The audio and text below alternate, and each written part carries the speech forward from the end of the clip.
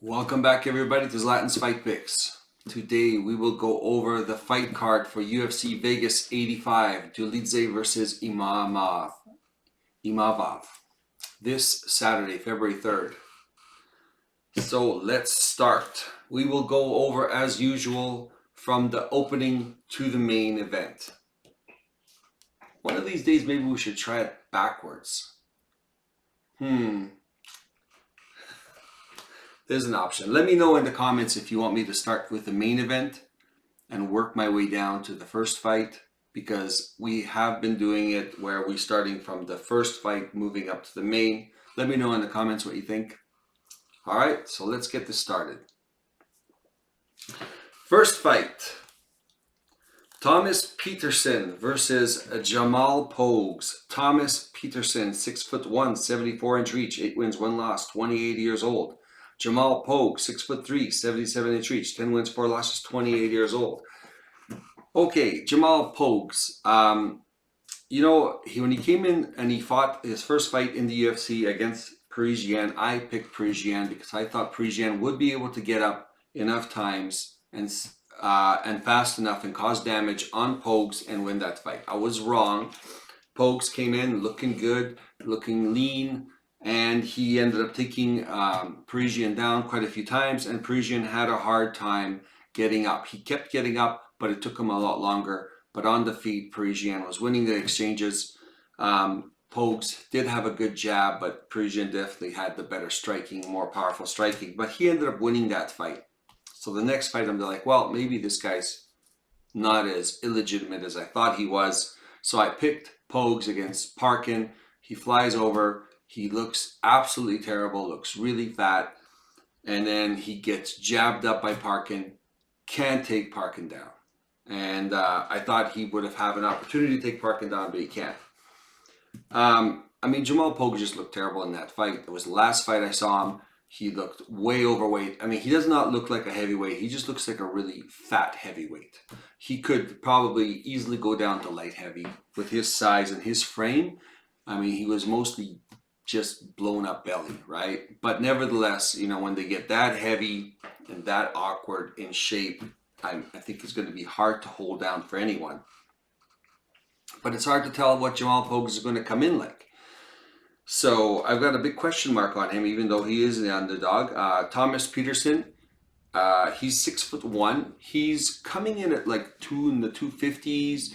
He's small for a heavyweight. I think this guy, again, he's overweight. I think he could definitely go down to, this guy could go down to middleweight, right? So, but he is a good wrestler. I think his striking seems like it works. It could be, he's not a great striker, but obviously it's effective. He has wrestled in college. So Jamal Pogues is labeled as wrestler, grappler, boxer, has ability to wrestle and take fights to the ground. And you got Thomas Peterson, who that's his whole game plan, is to take fights to the ground. And being a college wrestler, I would rate his wrestling at a higher level. Now, Thomas Peterson is coming in. I don't think he looked really good in his Contender Series win against the guy he fought. Was much shorter, really excessively fat. Anyways, he won by key lock, so he has some submissions. And I gotta admit, I'm going against the grain on this because a lot of the people on the internet, looking at other people, is almost 99% of them are picking Pogues. He is the underdog. He's got experience. He's got a good jab, and he does have a really good jab. And he might be able to cause Thomas problems with a takedown because he is a wrestler. Possibly he'll have good takedown defense. Not to mention that he'll be the bigger guy. Maybe he'll be able to take down Peterson. But I kept going back to that fight against Acosta. And I watched the fight with Acosta and Peterson. And Acosta, who I think is a very good heavyweight, very large, very fast, great striker, has a good get-up game. I watched that fight, and even though Thomas Peterson got knocked out in the third round, I actually thought he won the first 2 rounds. I thought he was close in his striking. I thought he was effective. I thought Acosta was a better striker. I think he outstruck him, but I also saw Peterson take Acosta down. take Acosta down, land a few shots on the ground, and then eventually Acosta did get up. So he was able to take a pretty good fighter down, land, ground, and pound, and I think he squeezed out those 2 rounds. He doesn't get knocked out in the 3rd round. I mean, it was a 5-round fight.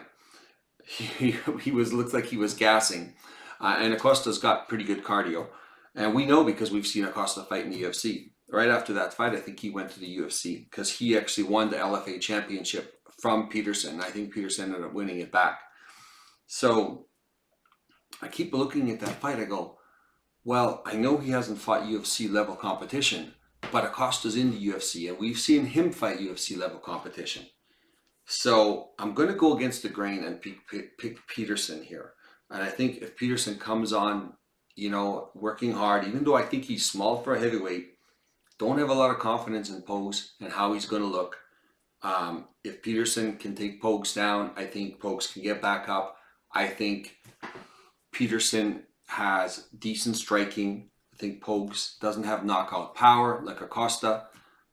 I mean, same kind of fight plays out, and Peterson takes the first 2 rounds. Even if he gets tired, I don't think he's getting knocked out by Pogues. I think he ends up winning a 29-28 against Pogues. That is definitely going against the grain because a lot of people are seeing value in Pogues. I'm not saying there's no value in Pogues. I just see Thomas the Train Peterson coming in, and with possibly, well, I don't know if Parisian's still in the league, in the UFC.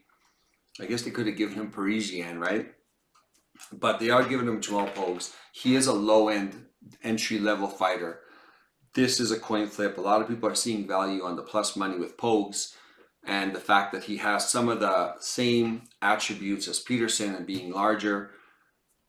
I'm going to go with Peterson, though.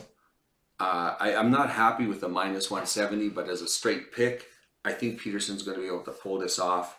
I don't know if he's going to stay at heavyweight or is going to go to light heavyweight, but we'll see. It's going to be entertaining. I think both of these guys are definitely overweight and should be moving into lower weight classes.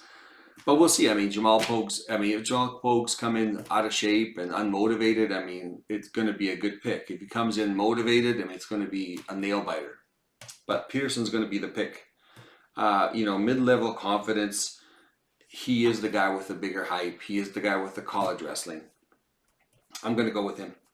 Moving on, Landon Quinones versus Markel Medeiros. Landon Quinones, 5'9", 72-inch reach, 7 wins, 2 losses, 28 years old. Markel Medeiros, 5'10", 69.5-inch reach, 8 wins, 1 loss, 27 years old. Almost the same height. Quinones seems like he's got a little bit longer reach. Markel Medeiros is 1 inch taller. So I mean, we're roughly talking about the same age. Records are similar. Amount of experience. I gotta admit, I was really impressed with how Quinones did against Hasbrat, and I picked Hasbrat, and I gotta admit, it was close. I mean, the guy was way better than I thought. His striking was on point. He's destroyed the leg of Hasbrat. And I thought, man, this guy really made some improvements. And I know he got submitted by Knight in the Contender Series, not the Contender Series. Is it? I guess it's considered the Contender Series. When he got submitted in the first minute of the first round, after he took somebody down. But the guy was a high-level grappler. Medeiros does have the opportunity of striking and going to the ground. I think Medeiros, looking from his tape, is a little bit low volume. I think Quinones is going to be the better striker. He does have a chance to take him down. Medeiros has a little bit of a takedown game and ground game. Quinones, I haven't really seen a lot. I did see him get submitted, but I think he does have somewhat of a ground game, and I think at that fight he fought a super high level jiu-jitsu guy. Knight is his last name. He showed a really high level of jiu-jitsu on that series. I'm gonna go with Quinones. He is the underdog here. I like what I saw last time in his debut. I can't fade this guy because of how well I saw him do in his first fight. And Medeiros, I mean, this is his first debut. He's coming into the UFC. Landon looked young, hungry, and motivated. Not that the other guy's not, but I've seen him fight against Hasparat, and I thought he did really well. I'm going to go with Quinones. He is the underdog, but I'm going to pick Quinones. A few people, I see a lot of people split on this fight, but I'm going to go with Quinones. Moving on. Luana Carolina versus Liliana. Let me see if this camera's working right. Still working, good. Versus Luana Carolina versus Yulia Stoliarenko. Luana Carolina, 5'6", 69-inch reach, 9 wins, 4 losses, 30 years old. Yulia Stoliarenko, 5'7", 66-inch reach, 7 wins, 8 losses, 2 draws, 30 years old. Stoliarenko's got more experience. They're about the same age. They're about the same height. The reach is a little bit to Carolina. She's long and lanky. She's got really long limbs. Stoliarenko says they're an inch taller. So, I mean, we're talking similar builds. Luana Carolina, you know what? I remember betting on her, and some fights she comes in looking like an absolute rock star, and other fights she just crumbles and fades. I bet on her against McCann, and then she ended up getting KO'd. I thought she did pretty good in McCann, but you know, she's just so much bigger and taller and lankier than McCann. She just definitely had a huge advantage in size. And Stoliarenko, I mean, I would always fade Stoliarenko, because if she didn't get the armbar, it seemed like she was pretty useless. And a lot of fights, she kept losing. And she has beaten some lower level opponents and caught her with that armbar. And again, Stoliarenko goes into the fight with McCann, and I bet on McCann. And she just absolutely dominated McCann, and she looked actually pretty good in there. I really think that in order for her to be effective, she needed to be in a lower weight class. She needs to be able to bully the opponent. She needs to impose herself physically, to take him to the ground and physically impose herself on the ground, grab the arm, and basically bully that arm and get that arm bar. So in this fight, that's what I see. I see she is fighting Luana Carolina. Luana Carolina is usually the bigger fighter, the taller fighter, the lankier fighter. She'll be lankier, but she won't be the bigger fighter in this. Stoliarenko is going to match her in size. I think Luana Carolina is going to have a harder time with this. I think Stoliarenko, again, at 125, she's a very big, stout girl.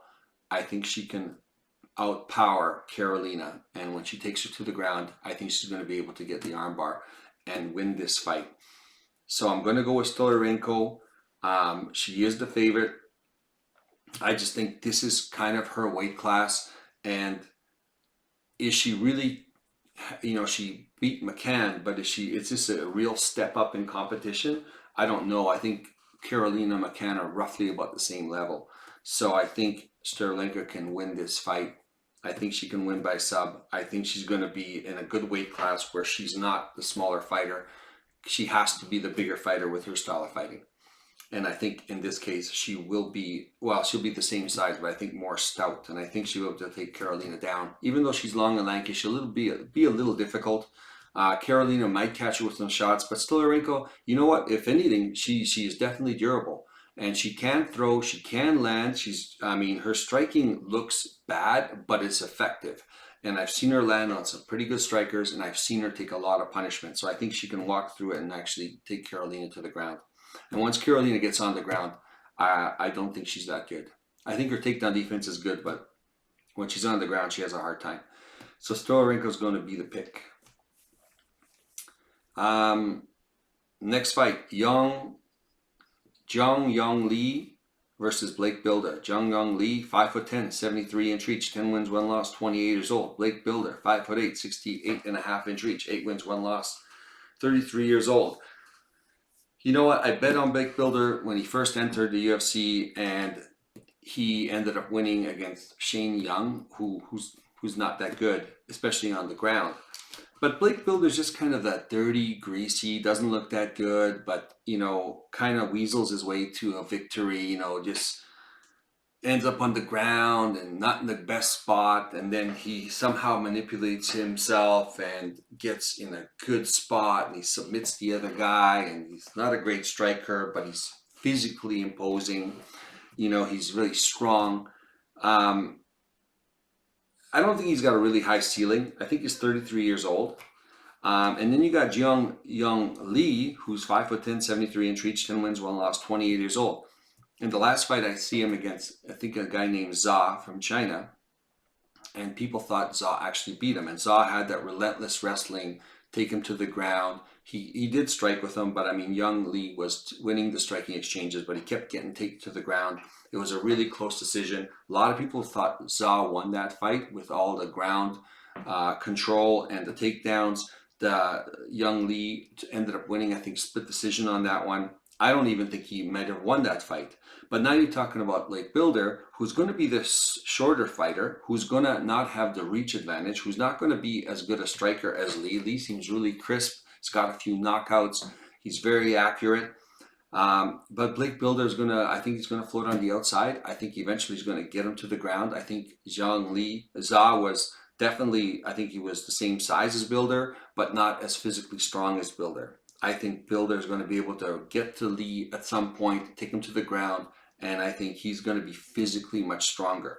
Young Lee, I don't think has fought a really high level of competition, and those road to the UFC guys in Asia, you know, I don't think have fought nearly the level of competition. Once they get to the UFC, I find them, you know, just being physically imposed on. A lot of these fighters, when they get to that level of fighting, they just get, I don't know, they just really get checked at that point. I think a lot of people are going on Lee. I was looking at people betting, smart guys too, and they're like, Lee. And they're like, I just can't buy into it. Like, either I'm going to look like a real idiot on this card, or I'm going to look like a sheer genius, because I'm just going against a lot of the picks here. So Blake Bilder's the underdog. I mean, he's not sensational. He definitely lost against the monster Nelson, who's a Canadian guy, and I had bet on Bilder in that fight, so it wasn't good. So I wasn't happy with that. And Nelson, surprisingly, looked pretty good in that fight. You know, Bilder was exposed a little bit with his striking. Again, Nelson, bigger, stronger, very physically imposing type of fighter. And to his credit, I mean, Nelson, the following fight, fought a taller, lankier Mexican guy, I can't remember his name, who I actually bet on, and Nelson pulls off this victory again, looking really good. So this fighter, the loss from Bilder to Nelson has aged well, because Nelson has looked really good. And yeah, very physically imposing, long, good striking, good leg kicks, you know, defensive takedowns. I don't know. I think Bilder lost the fight to Nelson, but I think Nelson was very underrated. I think he was up and down. I think he started to take his career a little more seriously, and he showed up for Bilder. I think Bilder's going to win this fight. He is the underdog. I'm going to go with him. I think there's a lot of hype on Lee because he won the road to the UFC. I don't think he was that impressive of a win. I think Bilder's going to be physically stronger and impose his will on Lee. Moving on. Themba Gorimbo versus Pete Rodriguez. Themba Gorimbo, 6'1", 77-inch reach, 11 wins, 4 losses, 32 years old. Pete Rodriguez, 5'9", 71-inch reach, 5 wins, 1 loss, 27 years old. I remember Pete Rodriguez, he got a debut against Madalena, and he got killed by Madalena. But Madalena is a very high-level striker. I mean, he was game. He went in there. He landed a couple shots on him. I think he got taken out in the first round. He's too short for the 170-pound division. He was going to work his way down to 155. I remember he had a fight scheduled, and everybody's like, yeah, this Pete Rodriguez, he's got knockout power, 155. And people were like, yeah, we're going to go on him. This is where his true weight class should be. But he couldn't make the weight. So I'm there like, I'm picking the other guy, because I thought he just got the contract because of, you know, they just needed a fight from Madalena. I ended up watching some of his tape. I think he is very effective. I don't think we've really seen what he can do in the UFC at that level. I mean, being put up against Madalena as a last minute fight is not a really good way to judge this guy. But I was going to fade him because I thought he got the contract maybe because he signed the dotted line saying I'll fight Madalena. Moving on to Timba Garimbo, I mean, he's 6'1". He's really strong. He's really tall. He's really lanky. He's awkward to fight. He's got decent striking. He seems like he's fairly durable. He's decent on the ground, but I don't think he's at a really high level. He's not a great striker, but he's a good striker. He has been knocked out, but he's actually pretty durable. He's relentless in his takedowns. He seems like he's got some decent cardio. But I've also seen him, against, for example, AJ Fletcher, start to get tired and be physically imposed on. And it almost seems like, I mean, he's got a great story. He's coming from Africa. He's, helping out his village with all the money he's making. And then you got The Rock. And this actually might have swayed me. The Rock came in and bought him a house or whatever. And I said, like, the guy actually bought him a house. I mean, that's so nice. So I looked into it a little further. Well, he didn't buy him a house. He just leased the house and he's paid his bills for whatever. He didn't buy him a house. He leased the house for him, so him to stay at. And as usual, as I used to be a big Rock fan, and as I over the last few years, I realized what a fraud this guy is. I actually don't like him anymore. So the moment he actually started doing this, oh, I'm gonna buy you a house, it's like, just typical Rock stuff. He doesn't do what he says he's gonna do. He just all talk, even though he's worth like $800 million. Ever since that Hawaii disaster with the fires and how he handled that and what he said and what he was trying to do, I just realized I don't like that guy anymore. I don't know why. I used to be a big fan of his too. So this has got something to do with maybe the fact that I'm not cheering for Timba Garimbo because The Rock's cheering for Timba Garimbo. Okay, so keep that in the back of your mind when I'm talking about this, because it could be all that. But nevertheless, I think Timba Garimbo went in. They liked his story. He's a decent fighter. Yes. He has been KO'd. Yes, a few years ago. He went in with AJ Fletcher. It almost seems like they wanted him to get put up against the lowest level of competition to keep him in the UFC. His story's good. He's not that he's a bad fighter. He's an okay fighter. So he beats AJ. He was supposed to beat AJ Fletcher, and AJ Fletcher turns around, trains his butt off, and starts turning his career down and beats Garimbo.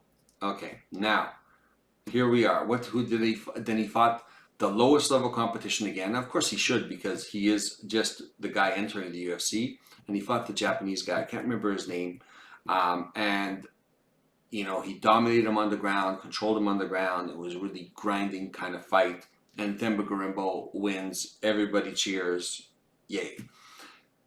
Now they're looking around for someone else to match him. So they got Pete Rodriguez, the guy who fought less than a round against Madalena. So they're going after the low-end fruit for Garimbo to stay in the UFC and to win the fights. He's got The Rock's endorsement. The Rock has the shoes for UFC.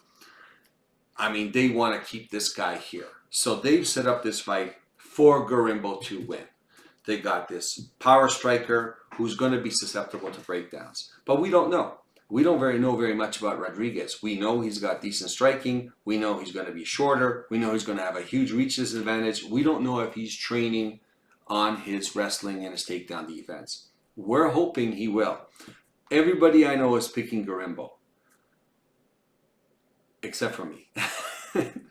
Even though I was going to fade Rodriguez, maybe, again, keep this in the back of your minds, that maybe I'm just biased because The Rock is picking him. Okay, and like I said, just grown a dislike for that guy. So don't respect him at all. Moving on with the conversation, I think Pete Rodriguez, his upside is this. He's a great striker. In the first round, he can knock out Garimbo. We've seen Garimbo knocked out in the first round. I think just because the UFC is setting this up and wants this to happen doesn't mean it's actually going to happen. And this is one of those points that I'm going to pick where I think Garimbo is supposed to win. I think Pete Rodriguez is supposed to lose. I think this is a setup fight for Garimbo. I think Garimbo can get caught and he can get KO'd. I think Pete Rodriguez might be a little more serious than they think he is. Maybe he'll have a little more takedown defense. This is all speculation on the takedown defense. He seems like he had some takedown defense in his pre-UFC, but he was fighting super low-level competition. So do I think Gorimbo is good enough to take him down? Yes. Is Rodriguez working on it? We don't know if he's decent. But can Rodriguez catch Gorimbo? Yes, definitely. And he's a huge underdog. It's going to be my least confident pick. I'm going to go with Pete Rodriguez to knock out Gorimbo and ruin things for the UFC. And and when he knocks Gorimbo out, he's basically knocking out The Rock. So that's a good thing. Yeah, that's just me. Sorry, guys. Maybe you're a Rock fan. I'm sorry. I used to be a Rock fan too. Not anymore. He could take his $800 million and not give it to the Hawaiian people. Anyways, moving on. Moving on to Azat Maksum versus Charles Johnson. Azat Maksum, 5'8", 78-inch reach, 17 wins, 0 losses, 0 draws, 28 years old. Charles Johnson, 5'9", 70-inch reach, 13 wins, 6 losses, 33 years old. Charles Johnson's at the peak of his career, but he's definitely at that age where this is what you see. What you see is what you get. I think there's a mental problem with Charles Johnson, and I don't mean like there's something wrong with him mentally. I think his fight IQ is not good. He always makes bad decisions. He's a slow starter, and he's just the kind of fighter that he always thinks he's winning. He always thinks he's doing the right things. He's always thinking what he's doing is more important than what the other guy's doing, but that's not how the judges are seeing it. So he's 5'9". Actually, you think he's taller than that. He seems really tall, really lanky. He's really difficult to fight. He's well-rounded. He's good everywhere. He can take you down. He can stuff takedowns. He can fight you on the ground. He's got good jiu-jitsu. He's a really good striker, long and lanky, but he doesn't have a high volume. He doesn't have a high volume, and he can get taken down. His takedown defense isn't great. It's really great for a certain level of opponent. But once a certain level of opponent has good takedowns, they can get taken down. But he's also the kind of guy that will get back up. He's got excellent cardio. The last fight, I actually picked him against, what's the guy? The Brazilian guy. Anyways, he almost snuck out that victory. He kept getting taken down. The other guy was getting tired. Charles Johnson was tagging him up, really hurt him in the third round. I don't think he went after him as hard as he should have in the third round. If he had gotten up a little sooner in that second round, he got up at the end of it. If he had a little more time to do some damage, I really think he could have squeezed out that victory. But in Charles Johnson fashion, he doesn't have a sense of urgency. But he's going to fight against Azat Maksum, and Azat Maksum was a huge favorite against Tyson Nam, and I picked Azat Maksum, and I sweated it all the way to the end. It was a really close decision. Some people thought Nam won. I think Maksum squeezed it out because of his takedowns. At the end of the fight, he ended up slamming him. I think he could have started that sooner, but Tyson Nam did have some pretty good takedowns, and I think Azat Maksum wanted to strike with him. It seemed like Tyson Nam had some pretty good takedown defense, but I think Azat Maksum just was fine striking with him. And I think that Tyson Nam got some decent strikes off, but I think Maksum landed a fair bit of strikes on him as well. And on the stats, it looks like Nam really outlanded him, but I didn't see that so much in the fight. I didn't think Maksum missed that many times. He threw a lot of punches, but it was good. I think they might have been biased for Maksum, coming in 17-0, big hype from Kazakhstan. Tyson Nam might have gotten ripped off. Yeah, maybe. You can make an argument for both. But Maksum has got decent volume. He can take a shot. He can throw a lot of punches, and he can mix in takedowns. I think this is a nightmare setup for Johnson. I think Maksum's going to win this fight. He's going to look way better. Think about it. He fought Tyson Nam, who's number 20, and now he's going to fight Charles Johnson, who's number 27. So they want Maksum to win. And again, not to contradict myself that, what the UFC wants, they get. But in this case, I think they're going to get it because they're almost taking Charles Johnson and saying, okay, fine, Maksum, your style, you're going to be able to beat this guy. It's not a step up. Maksum is fighting seven levels down from where Nam is. But they also might think that, hey, maybe Maxim's not as good as we think he is. Let's not increase the competition level yet and get him his loss. Let's get him another win, get used to the UFC. He has taken some time off to maybe sharpen up his skills. So I'm going to go with Isaac Maxim on this one. Fair high degree of confidence. Moving on, Molly McCann versus Diana Belbita. Molly McCann, 5'4", 62-inch reach, 13 wins, 6 losses, 33 years old. Diana Belbita, 5'7", 68-inch reach, 15 wins, 8 losses, 27 years old. Molly McCann has taken a step down to the 115. They both fought at 125, and Molly McCann did beat Belbita. I think it was a fairly close fight. You know, I don't think Molly McCann totally dominated her, but what she did show is that she could take Belbita down. She had pretty good wrestling compared to Belbita. She could take her down, and she was a much faster fighter. Belbita was definitely tough. She goes in that, high guard, head down. She can take a lot of punishment, and she's slow, but she's durable, and she keeps throwing some punches. So, I mean, you got to really be careful who you set her up with. She could win fights. I think she needs the right style of fighter to win. I think she's very tough. She's a really pretty girl. I really think the UFC wants her around, and she looks great. So, I mean, there's a market for her. Molly McCann, well, Meatball Molly, well, yeah, she's a meatball. She's not that. She's got a huge fan base from England. They want to keep her around. She's 5'4". She should never have been at the 125 anyway. She's finally actually leaning down. She's always been kind of chubby. So this is actually a better weight class for her.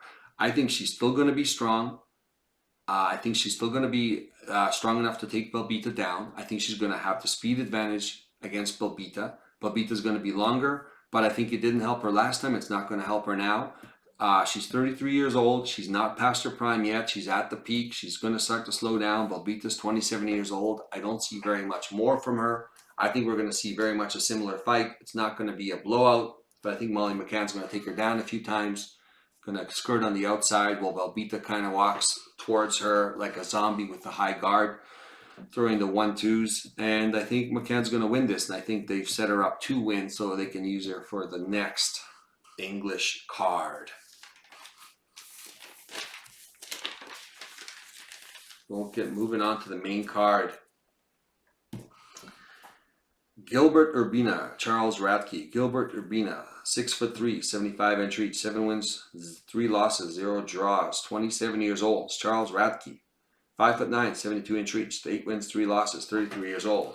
Radke's kind of like a builder, I guess, 33 years old. He's coming in late into the UFC.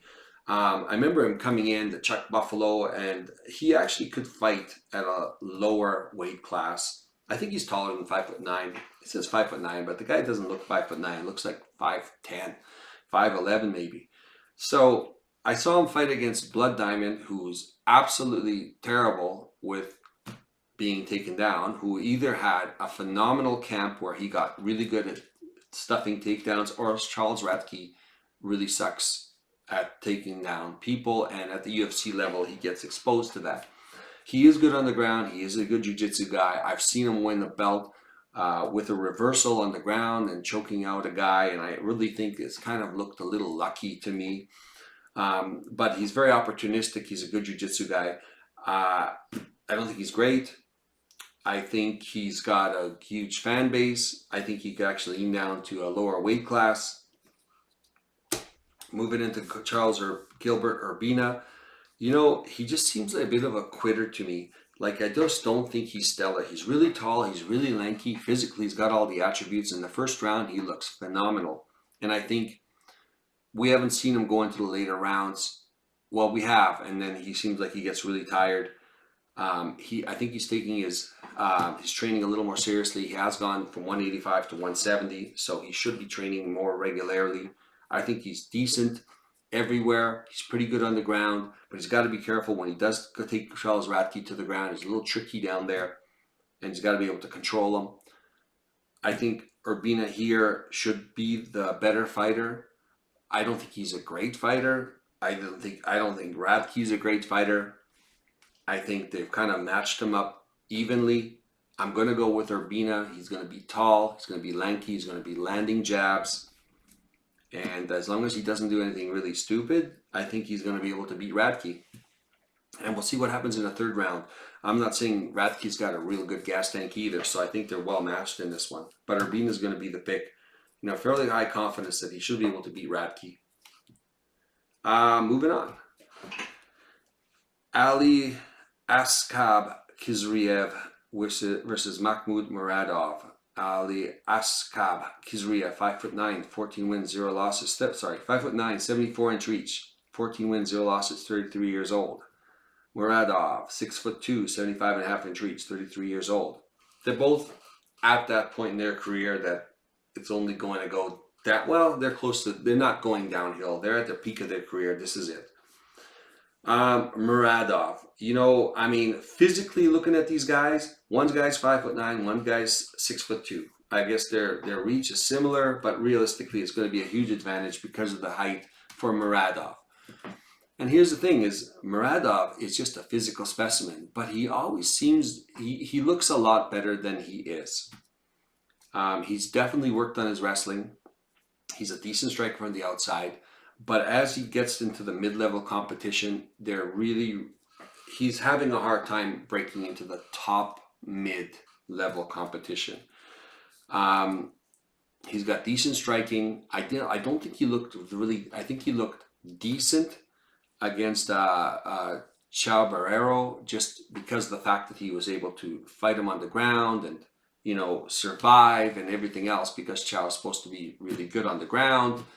So he has made some improvements there. As far as the striking goes, he's looked decent in the striking, and he looks fairly powerful, but he doesn't look like he's got real knockout power. Mind you, he did fight Barberena, and he couldn't take Barberena out. That's not, not a lot of people can, but Barberena moved up from 170 to 185 for that fight. So I think Muradov has kind of reached his peak. I think he's decent. I think that I've overvalued him in the past, which I'm hesitant to bet on him. He is the underdog here. Some people are picking him. Quite a few people are picking him. Well, I'd say like 60% of the people that are picking him because there's a value spot. Because Kizriev, he's small for this division. He's a little chubby. He should be at 170. Who knows how serious he's been taking his career. He is undefeated. He hasn't fought in a while. I don't know if he was.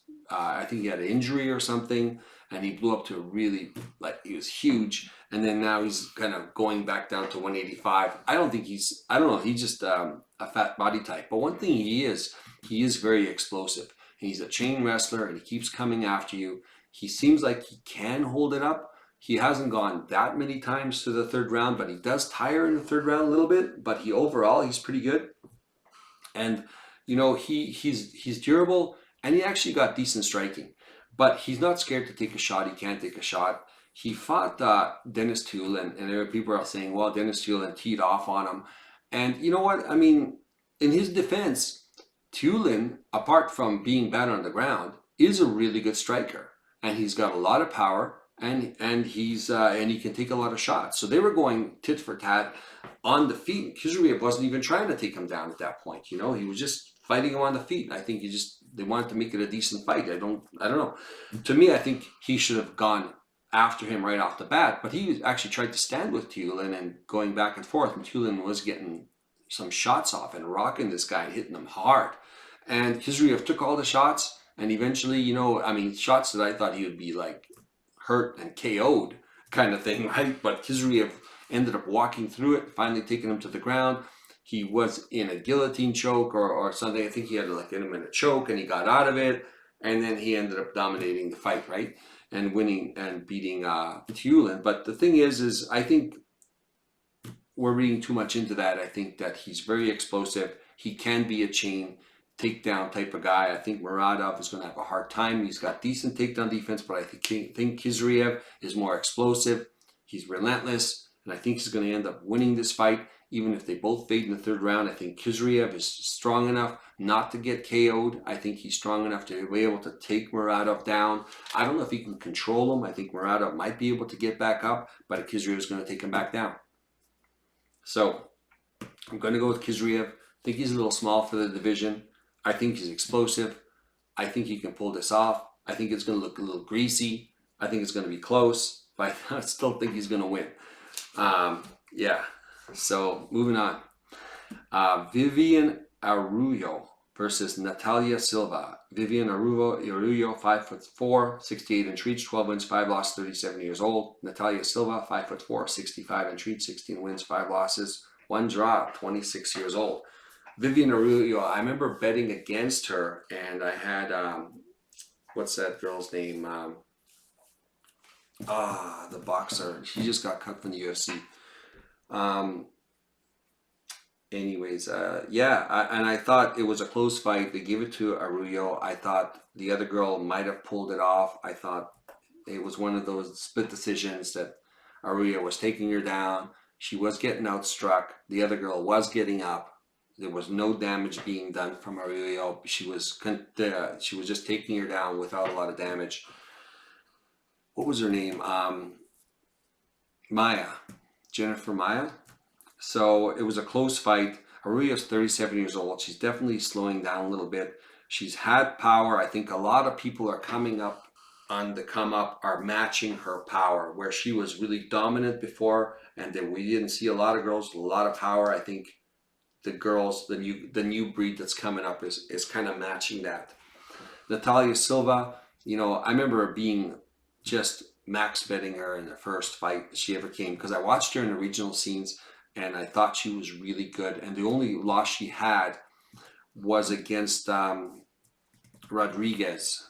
And Rodriguez was 5'9", way longer, and she just couldn't close that distance. She was a much better striker, really durable at that time. And Silva, to her credit, was reversing some positions, was being taken down, was surviving underground, and she ended up getting beaten up, but she actually did pretty good in the end while she was getting beaten up.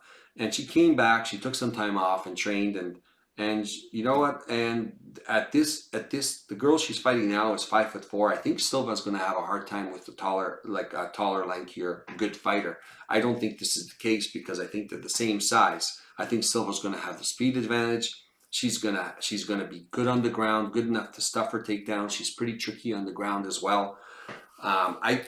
She wins everywhere on this one. Even though Viviana is strong, she's durable. She's been at the top level of these games. I think she's just starting to fade. I think Silva's the kind of the new version coming on, and I can't see Silva losing this fight. I think it's going to be a decision win. Nobody's going to finish anybody in this fight. Decision win for Silva. She's going to outland her on the feet, and if she is taken to the ground, she'll be able to get back up. I think she can definitely survive. I don't think Silva needs to be on the ground. I think Arroyo needs to be on the ground, and I think Silva's going to win this pretty much anywhere. But Arroyo will be more dangerous. Well, not more dangerous, but as dangerous on the ground as Silva is. But Silva can probably keep it on the feet. She's definitely a huge favorite. I don't know if she's bettable at this -350, just because of the return and the dangers. I mean, Arroyo still is one of the top in the top 10, I think. So she's still pretty dangerous. I mean, it's just not worth the bet kind of thing. Do I think she's worth a dog shot? Probably not. I think she's on her way down. Silva's on her way up. So Silva's going to be the pick. Do you want to? I don't know. I think it's going to be a decision. Moving on. These are the good ones. These are some more controversy here. Oh yeah, by the way, a lot of people are picking Muradov over Khizriev, just so you know. I think more because there's value, because he's a plus money guy. But sorry, just had to digress to that. Moving on to Randy Brown versus Muslim Salikov. Randy Brown. This is a rematch. This is rebook. So I looked at this fight before.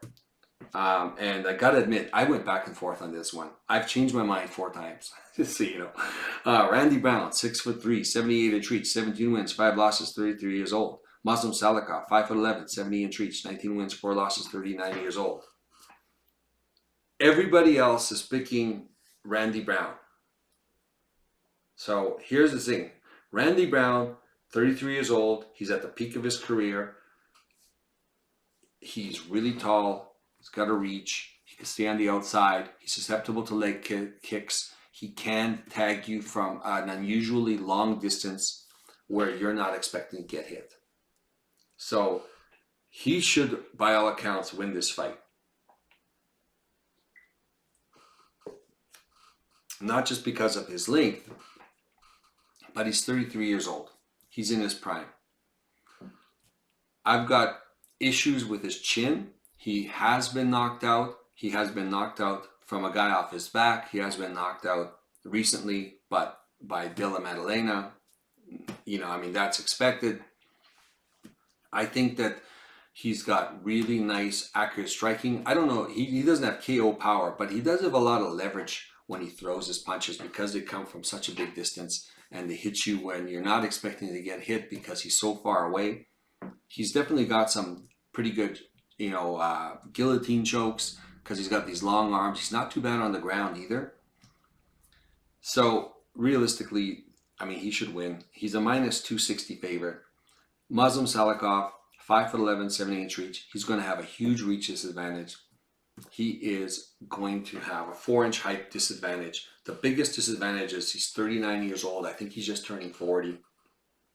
And that's the problem. If this was Muslim Salikov 3-4 years ago, you could pick Muslim Salikov because he still had the explosiveness. Now, does he have the explosiveness?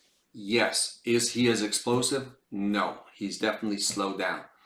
And realistically, this is not, Randy Brown's not going to KO him. I think this is going to go down 3 rounds. But Muslim Salikov is always live for the KO. In the first round or in the second round. I think he's going to slow down in the 3rd round. Do I see a decision victory by him? No, I see going for Brown. I remember when I first looked at this fight, I mean, I don't know, I can't remember, it was 6 months, 6 months ago or something like that. I wanted to pick Salikov so bad. But every time I watched Salikov and I looking at his age, I'm there like, Salikov is going to win only by KO. So I switched my pick to Randy Brown. So I go back now, I'm looking at this fight again. And I want to pick Salikov again. Now, to me, I want to pick Brown again, but I'm going to go out on a limb and say that Muslim Salikov is going to have one more KO victory available to him. It's going to be, everyone's picking Brown. You know, everyone's picking Brown. Nobody else is picking Salikov. Okay. And I don't know why I'm just not picking Brown. I just have this feeling that this is going to be one of those victories that Salikov's going to pull out of the bag, even though he might even be retiring soon. I'm not saying this. You don't have to follow me on this. This is one of those fights. It's a super low confident pick. It's kind of like the Pete Rodriguez pick. Super low confident. I'm going to go against the grain and pick Muslim Salikov. Again, Pete Rodriguez by KO, Salikov by KO. High risk. Okay, he is the underdog. You know, I'm not saying follow me. You'll see on the board that I have it. You know, I'll show you the odds on both of them. I'm not saying that you shouldn't pick Randy Brown. I'm saying I just have this feeling that Salikov might be able to knock this guy out. I could just be wrong. But everybody's picking Brown, just like everybody's picking Garimbo. I'm going to go against the grain. I'm going to give these guys a shot at the KO because it could happen. Salikov is the king of Kung Fu. He is slowing down, but he is explosive. I'm more concerned that because of if Randy Brown was a little shorter, I would definitely be more confident in this. But he's got the spinning wheel kick and a few other things and he's going to have a hard time reaching him. But that doesn't mean he's not going to be able to reach him. I'm saying is he'll have a harder time reaching him. And Randy Brown just has to get hit one time by this guy. We'll see if he can get through the, long arms and tall, but he does have the tall man defense. He does lean back a lot. I think Salikov, if he plans a good strategy and throws more than one punch, can hit Randy Brown. And Randy Brown, every once in a while, when he gets hit, doesn't react well to punches. Gonna pick Salikov. I don't know why. I could, when we go back on the recap, I'm going to say, well, okay, that was, a huge mistake on my part, that these KOs were way out of reach. My feelings were way off on this.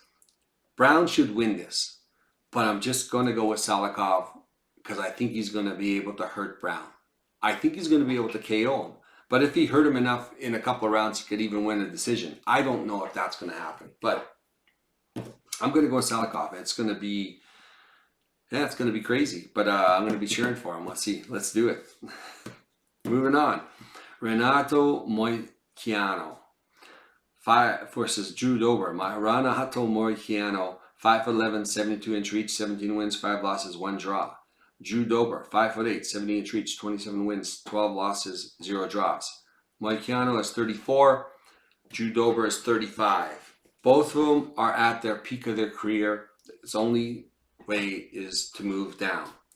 Now, when I first saw this fight, I immediately thought, okay, Renato Moicano could win this. He's going to be taller. He's going to have the reach advantage. He's a decent striker, and he's really good on the ground.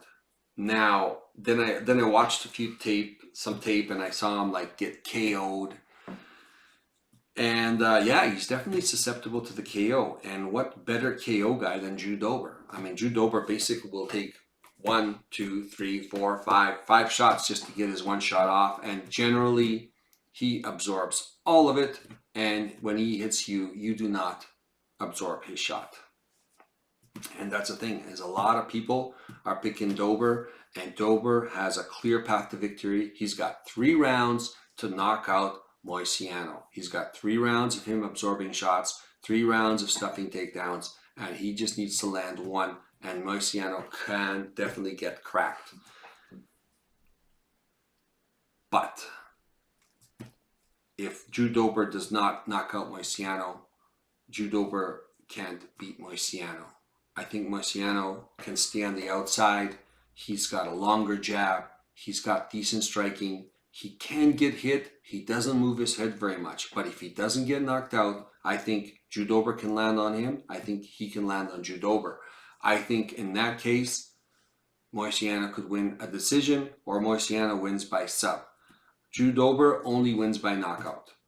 So you can, bet on Drew Dober, who is the underdog. And I think a lot of people are picking him not because they think Moicano is going to lose, but it's because Moicano can get knocked out and Drew Dober is a KO guy and he is the underdog. So there's good value on him. This could go either way. I mean, if Drew Dober knocks him out, then they go, well, Drew Dober knocks everybody out. But here's the thing, Renato Moicano fought Brad Riddell, and he hurt Brad Riddell before he submitted Brad Riddell. And Brad Riddell fought Drew Dober to a really grinding victory. And he beat Drew Dober in a really close decision where he took a lot of shots, he returned a lot of shots, and he absorbed it. So if Moicano fights a similar fight, I think Moicano is the better striker. I don't think he's the more powerful striker, but I think he's the better striker. I don't think he's got a good defense as far as striking defense, but neither does Drew Dober. It's just that Drew Dober has been able to outlast. But Drew Dober has gotten knocked out a couple of times. And we don't know how Drew Dober's chin is. At 35 years old, he just got a bad KO. And Moicano does have some power. He can definitely crack. I mean, we might see Drew Dober's chin sticking out, and maybe he's going to get knocked out by Moicano. But I see more of a Moicano club and sub, if that's the case. So there's a lot of variables, even though there is the value on Drew Dober for the knockout, and he can land on Moicano and end his night. If he doesn't, Moisiano can land on him and club and sub. He hasn't been fighting in a while. He had some injuries. I don't know where his head's at. This is a smaller cage. I'm trying to think of who's it really going to benefit. You know, I mean, actually, it's probably benefit Jude Dober because he just wants to land on you. But nevertheless, Moisiano could, or is it Moicano or Moisiano? Moicano, let's say Moicano. Although Moisiano might be right. Never mind. So he is the favorite. I mean, I understand why people are picking Jude Dober. I have picked against Jude Dober before. I remember I picked Green over Jude Dober, and a friend of mine said, like, nah, Dober's going to knock him out. And I watched Green beat the crap out of Dober for, what was it? Was it he got knocked out at the end of the second round? I think, right at the end. I mean, he was just losing that fight. He was getting tagged up, and he just kept walking him down, and he was slower, but he just needed to time the right punch. And then, you know, Green zigged when he should have zagged, and he just kind of walked into one punch that he kind of mistimed, and that was it. He knocked him out. So, and that could be the case here, but I think Moisiano is definitely a harder striker than Green. I think Green's the better striker. I think Moisiano does have a little more power. I think he can hit Jude Dober as well. I don't think, but the thing is, he's not as elusive as Green. So, but Dober can pretty much hit anybody. I think Moisiano's got to be really careful. Yeah, this is, I mean, he just needs to land one. But I'm going to go pick Moicano, okay? I said Moicano, by the way, in the same sentence. So, just in case. I'm going to pick him. He is the favorite. Low confidence pick. I think he's going to be able to pull this off. We'll see where Jude Dober's chin's at. And Moicano, I mean, he could end up getting KO'd or win this fight. So I'm going to go with him. I mean, it's a coin flip. That's why people are going with Jude Dober at plus 160. What is he at? Plus 145 on some, plus 160 on others. I mean, you could, you know, I mean, I went with Salikov for a KO, Pete Rodriguez for a KO. I mean, Jude Dober could be that same guy, could be by KO. That's how they're going to win. So in this case, I'm going to go with Moicano. But again, with KO power like Dober, low confidence. Moving on to the main event.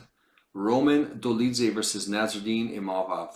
Roman Dolidze, 6'2", 76-inch reach, 12 wins, 2 losses, 35 years old. Nasruddin Imavov, 6'3", 75-inch reach, 12 wins, 4 losses, 28 years old. They're virtually the same size. I think Nasruddin's a little lankier. Roman Dolidze is definitely, he's just a big brute. This guy's powerful. He's got powerful strikes. He could take punches. He's good in the clinch. He's very strong. He's 35 years old. He's kind of at his peak here. You know, there's a lot more upside at 28 years old for Imavov. And Dolidze has had some knockout victories, and he's really dangerous on the ground. The guy is so slick on the ground. And here's the thing is, I mean, he is slick on the ground. He's definitely finished some people with some good subs, leg locks. And one time he caught, what's his name?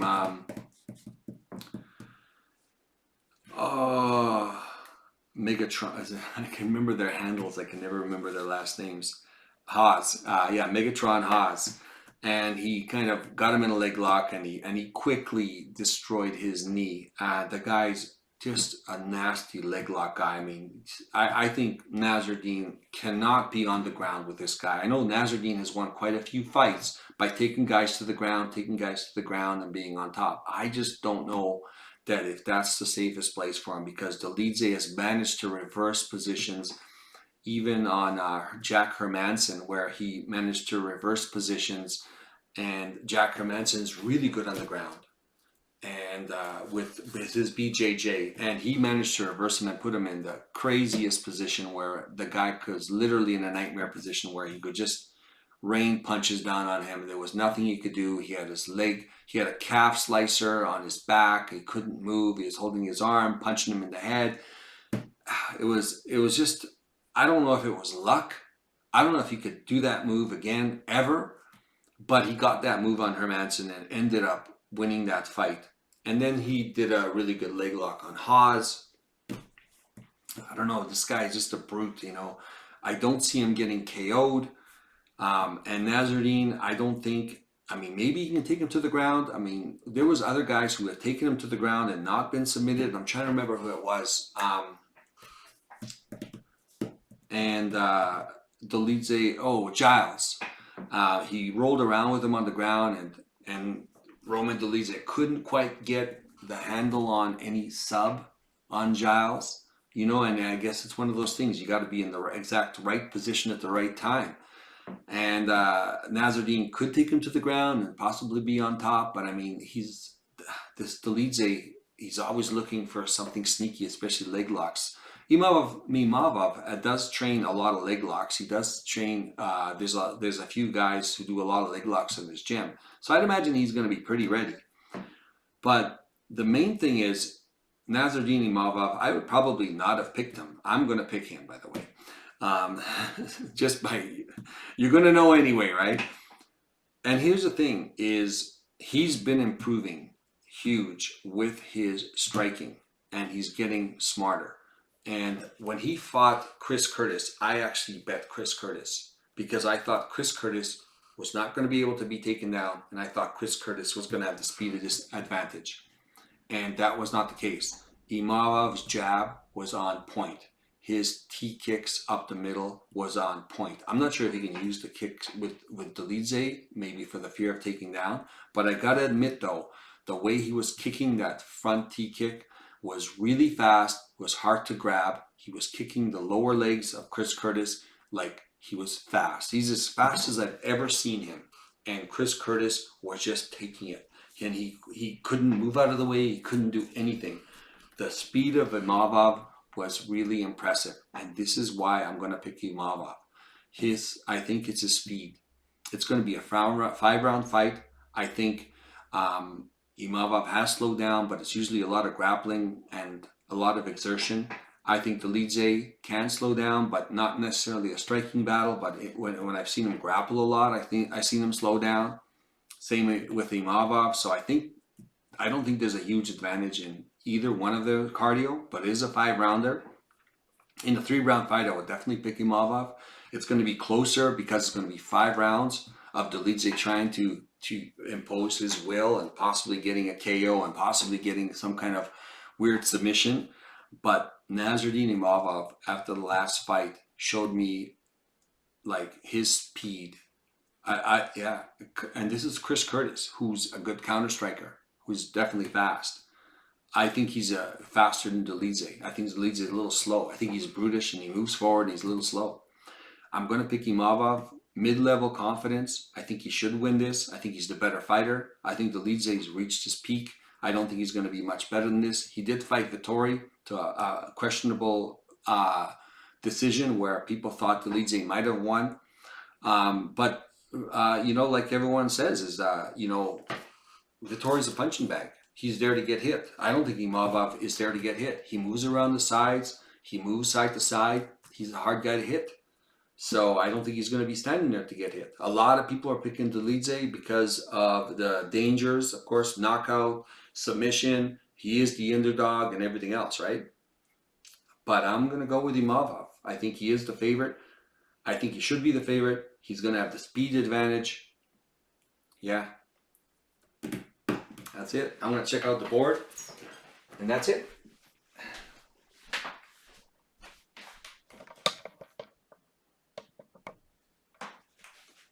Let's see if that works out. Good.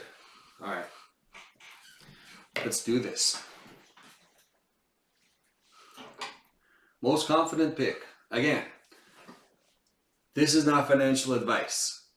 Pick only what you can afford to lose, and you can take this as a part of a parlay. You can take them as individual bets. There's certain bets that I wouldn't do individually because the odds are too wide and it's not worth the risk. And there's certain times, like I said, like I'm making picks, but that might not necessarily be the best path to victory, because sometimes you just want to, the odds are so good and the chances are still live for some guys and you want to take them because if they're undervalued, then it's just worth taking you know, a shot at the underdog, even though you think that the other person might have the advantage. So there's many ways to slice this up. So do your own research, compare this to what everybody else is saying. Like I said, I'm saying a lot of things that a lot of people aren't saying. I'm either going to look really smart or really dumb. That's okay. I'm on the internet. This is exactly what I'm fine with it, by the way. Anyways, most confident pick Silva. She should win this everywhere. Minus 350 individually. You can maybe put her in a parlay individually, hard to bet. Anyways, for me, like just because I don't like betting over minus 300, just because I did the stats on it, I find it's neither beneficial nor not beneficial. It's very neutral. So Urbina, I hate to put him so high in level of confidence, but these are very competitive fights. I'm going to put him here. He should have the advantage. He should be able to keep it on the outside. He should be able to beat Radke. I mean, at minus 210, I don't know. I don't like the odds, but physically, this guy should be able to win this fight. Whether, like I said, but looking at both of them, I think they're both not that good. So, but Urbina should be high confidence pick because of the physical attributes to him. Maxim, if anything, I should maybe put Maxim over here ahead of Urbina. But Maxim should be the pick. He's going to I think he's going to outvolume Johnson on the feet. He could still take Johnson down. Johnson's not going to be a threat to knock him out. If Nam can't knock him out, Johnson's not knocking him out. So if anything, Maxim should be over here in Urbina. We could swap these guys out, believe it or not, looking at it, right? Peterson. I mean, I was going to put either Peterson where Builder is or up here. And I mean, I was just torn.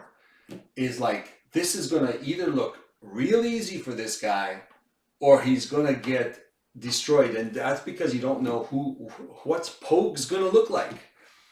But this guy is a small heavyweight. He should be faster, should be the better wrestler. So apart from a jab from Pogues, I mean, and this guy, like I said, he stood toe-to-toe with Acosta, and he did pretty good in the striking. So, and Pogues gets discouraged really easy. This guy's very determined. I think he's hungrier. I think he's mentally stronger. That's why I'm picking it as a high confidence pick. But like I said, I was thinking of putting him lower because you don't know where Pogues is going to come in at.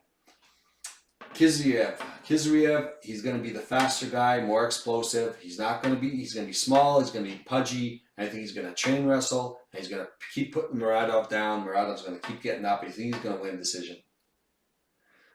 McCann, we kind of watched this fight already. I think she's in a better weight class right now. At minus 280, it's kind of ridiculous, but I mean, it's Belbita, right? So it's going to be kind of grindy, gritty. Belbita's going to take a lot of damage, and McCann's going to win this fight. Sodorenko, I think she has moved down in weight class. This is the weight class she should be. I think she can bully Karolina. Karolina's normally the bigger, taller fighter. She's going to be the same size as Tolorenko. I think Tolorenko's going to be stout, going to be stronger. I think she's going to be able to close the distance. And once she gets her hands on her, I think she could take her to the ground. And once she's on the ground, Sodorenko, it's going to be her fight. Imavov, mid-level confidence. He's just going to be fast. He's going to be way faster than Dolidze. Dolidze is more dangerous. Imavov's going to be faster. Both of them are very durable. Both of them can take a shot. He is not chinny at all. So he'll be able to take everything that Dolidze lands. Dolidze won't land as much, but he'll land power shots. He'll be able to eat them. Dolidze definitely can eat them. You can eat this guy. This guy's tough. Moving on, Quinones, underdog.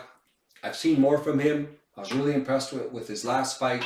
I think he's going to come out. He's going to be hungry. Man, yeah, I like his mental fortitude. He's committed to the game. He's made some huge improvements last time. I expect him to get more improvements this time.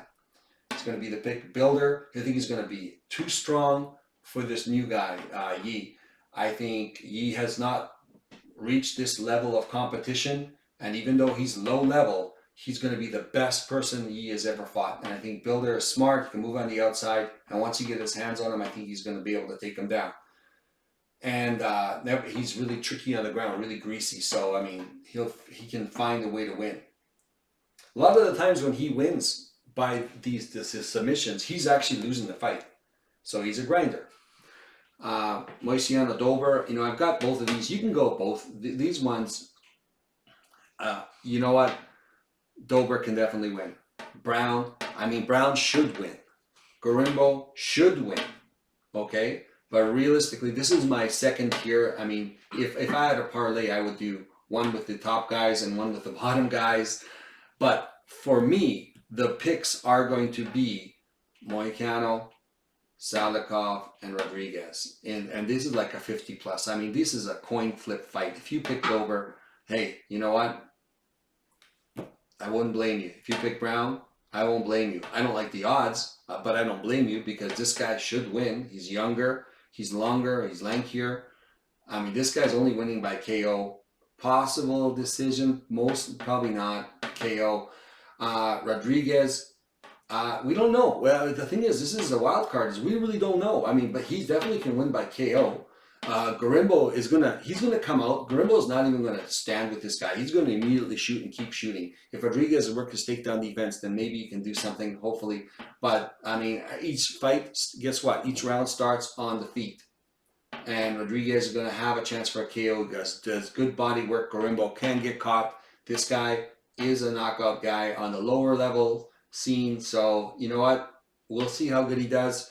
I'm going with the story breaker. Gorimbo's got a great story. This guy is going to be the story breaker. Salikov, he's close to retirement. Brown, we're going to see that chin give up one more time. And that's just a feeling I have. Moicano, you know what?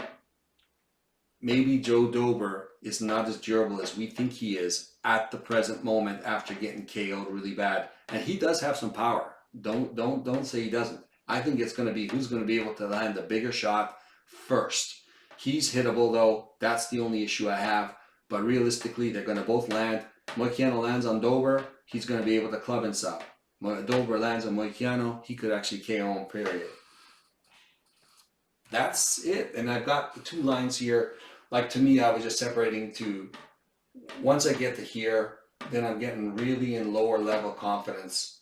Right? And then there's a second line here, and this is super low level confidence. I mean, I could have thrown this over here, tell you the truth, but I just put the line here, but I could have put it up here, tell you the truth.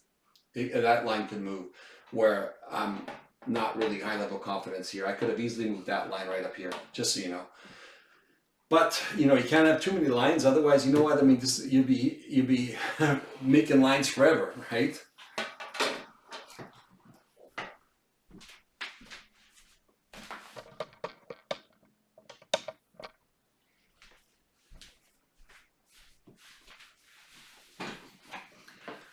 I gotta admit, I'm actually excited for these picks just because I've gone out on a limb where there's a lot of people disagreeing with me, and I kind of like it. I like the fact that I'm not on board with everybody, even though, they're huge favorites. I mean, yeah, I don't know. The fact is this: you got to be disagreeing with people. You got to go with your gut. Because at the end of the day, all the favorites don't win for a reason, right? Because no matter how much people think the people are going to win, they don't. So you got to go with what you know. Yeah, it's going to be risky, but we're going to do it. Otherwise, thank you very much for joining me. If you like the content, hit like, please. It helps with the algorithm. Please leave a comment. If you want me to do the cards from main event, to the first fight on the card, let me know what you think. What do you think about my picks? Let me know. Please, on the comments, I'll respond to you. And let's have some fun. This is actually going to be a pretty good card. I don't mind this card at all. Just the level of competition and how they're matching up. It's going to be a lot of fun. Otherwise, like and subscribe. Subscribe if you want to get notifications. We are going to be doing the recap next week. And yeah, thank you very much for joining me. And we will see you on the recap. Good luck, everybody.